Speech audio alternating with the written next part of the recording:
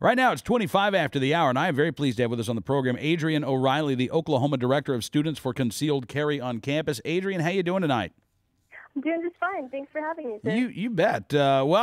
Campus carry. A lot of talk in Texas these days about campus carry, and now the talk is spreading north to the Sooner State. As a matter of fact, you guys are getting ready for your empty holster protest, right? Yes, sir. During the first week of April, we'll be wearing our empty holsters on campus to signify that when we step onto campus, we're defenseless. The arguments that you've heard, and unfortunately, I mean, you've even heard it from the president of your own university, where I went to college, Burns Hargis, the head of Oklahoma State University, really objects to the idea of college students, those who are already concealed carry licensees, being able to carry on campus. I mean, you guys could literally walk down the street in Stillwater, Oklahoma, but as soon as you set foot on campus, Burns Hargis thinks that you're gonna, I don't know, start pounding Four Locos and shooting up the joint.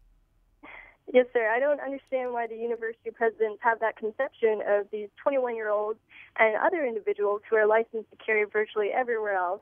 Obviously, when we cross that invisible boundary and step onto campus, we don't turn into drunk, despondent criminals. We're the same individuals who are already carrying virtually everywhere else in Oklahoma. Absolutely. And so there's legislation that would ensure that right to carry holders could carry on college campuses. Is this starting to move in the Oklahoma legislature now? Well, one of our bills, House Bill 2087, that will allow any faculty member with a concealed handgun license to carry concealed on all public university and college campuses, passed out of the Public Safety Committee in Oklahoma's legislature yesterday. Okay. Adrian, what's the... It seems to me, we were talking before the break, I don't know if you saw that story at a Northwestern University today where apparently students in a class were invited to stick around after the lecture was over to witness a young woman please herself with the help of a mechanical device, and all in the name of education. And the argument was something, along the lines of, well, our students are mature enough to handle this, and this is part of the educational process.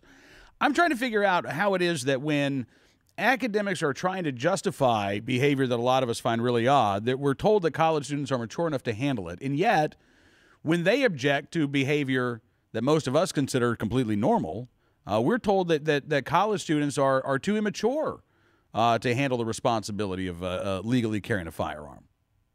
I did see that story, and I do find it very ironic that when it comes to self-defense, they deem these college students, regardless of their age, even if you have the 50-year-old non-traditional student, they deem them irresponsible and not responsible enough to protect themselves via carrying concealed, even if they have a concealed handgun license, and were hence recognized by the state as being responsible enough to carry concealed.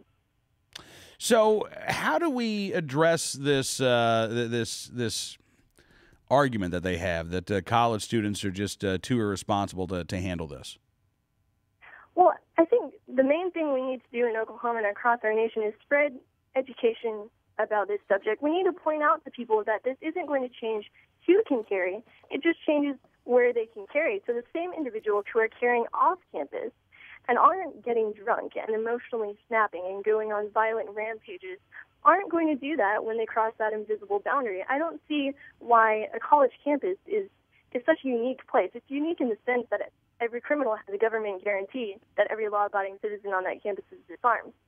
Absolutely. Well, Adrian, again, I can't thank you enough for the work that you're doing up there in Stillwater. And if Oklahoma college students want more information, how can they find it?